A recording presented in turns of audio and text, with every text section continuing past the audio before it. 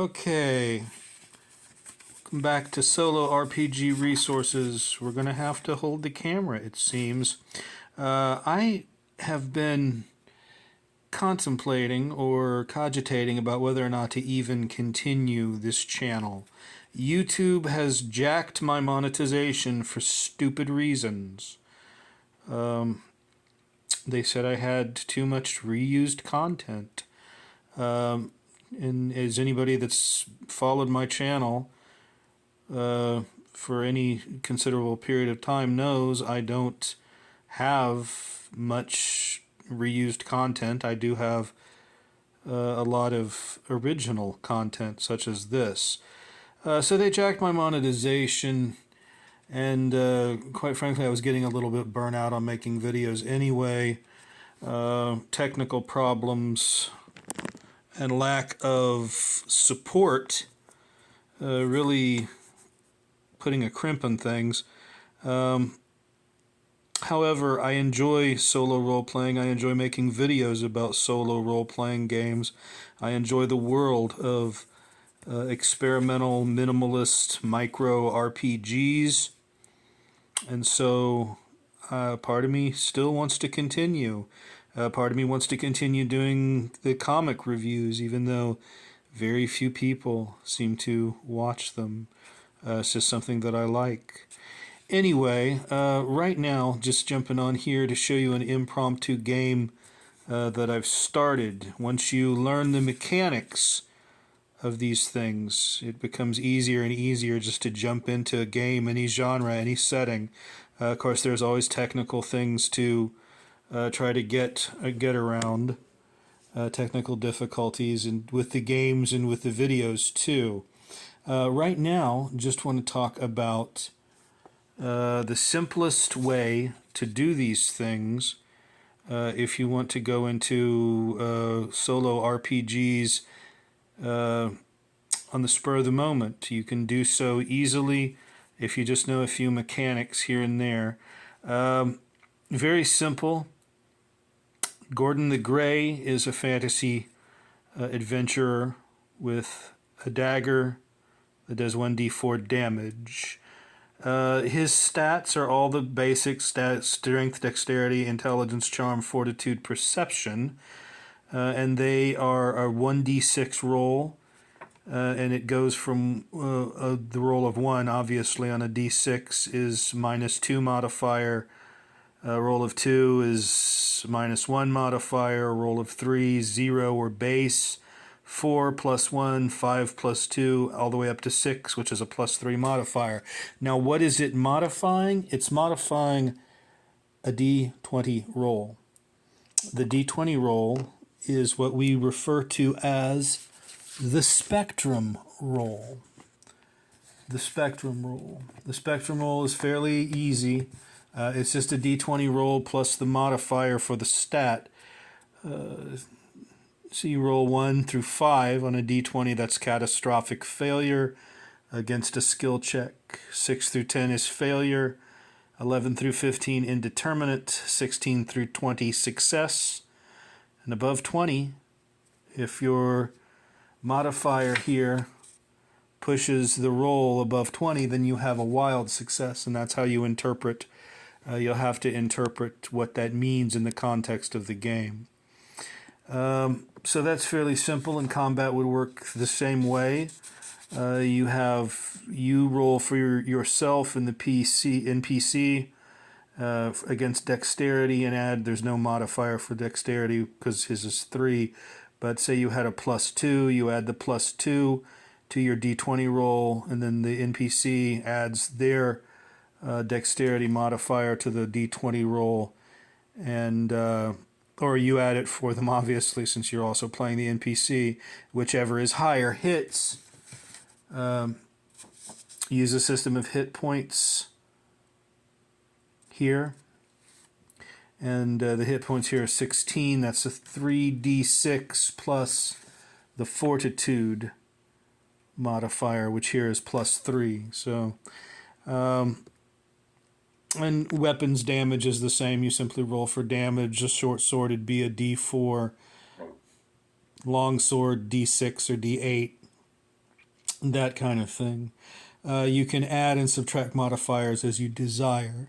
Now, the rules that I like to use when I'm playing solo is playing with an oracle. You have to use, or you need to use an oracle, and that can be, two different colored dice, a risk dice and a advantage dice, such as in Loner. If one is higher than the other, it's a yes. If the red or the risk dice is higher than the advantage dice or the luck dice, then the answer is no. If both of them are less than less than 4, the answer would be no, but both of them are higher than 4, whether it's yes or no, then it'd be, say if it was yes, it would be yes and, or no but, add the modifier. That's the way it's played with Loner. So for example, let's get a darn. Oh darn. Let's get a 2 dice. Say you want to ask a question. Is the room empty? We have a double header here. We've got 2 twin dice, which in Loner rules would trigger an unforeseen or unexpected event. But say the white dice here was higher than the red dice, then the answer would be yes. If the red dice was higher than the white dice, the answer would be no. If both of those dice were still mismatched, if one was higher than the other, but they were both below 4, the answer might be, say, if the advantage dice was higher, the answer would be yes and. If the risk dice was higher, the answer would be no but. If they're both equal, like this, if they're both roll the same matched numbers, then that triggers, in Loner, it triggers a twist, and you get 3 of them, and an unexpected or unforeseen event happens. And you can do the same with cards.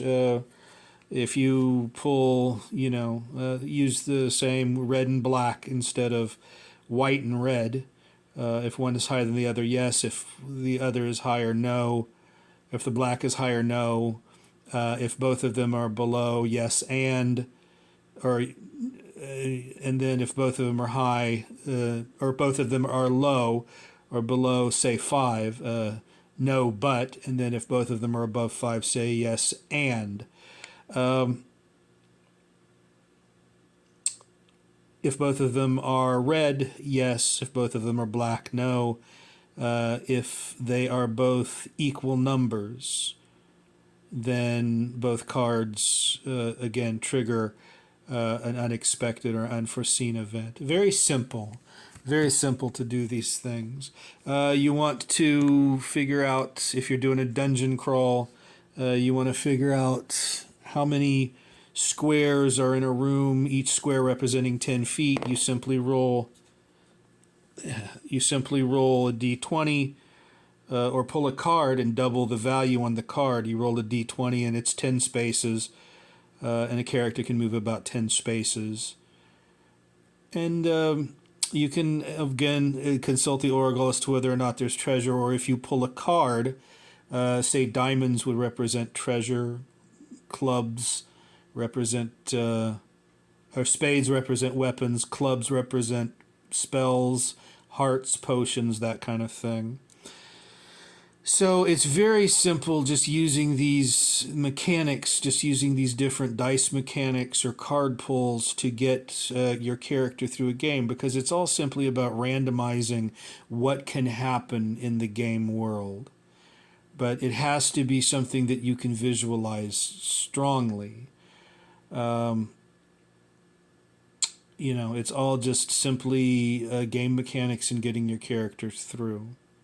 And the reward is in the, as I find, the reward is actually in journaling what happens, because that's the journal right here that you keep with you when you're solo role playing. That journal is the story. That gives meat, puts meat on the bones of the game mechanics. Also, you'll most likely want to have some random tables, unless you want to just do it on the fly. You want to ask the oracle, well, okay, we've encountered something in here. Is it a monster? And then if the oracle says yes, you may ask, is it this type of monster, or this wandering monster that we expect, or is it this kind of NPC? Or again, you could have random tables, D20 tables, or even up to D100, obviously, of possibilities that you can roll up randomly, or simply go with your imagination.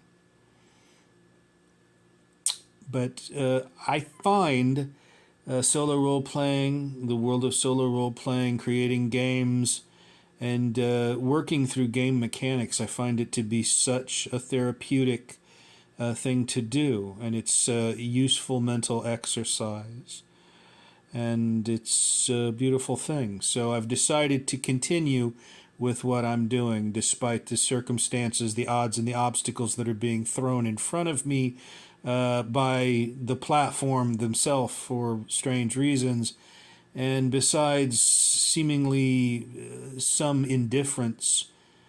I believe that I have something of value to impart or impute to this particular niche. So there it is, and that's about all for today. Okay, you all have a wonderful day. Bye-bye.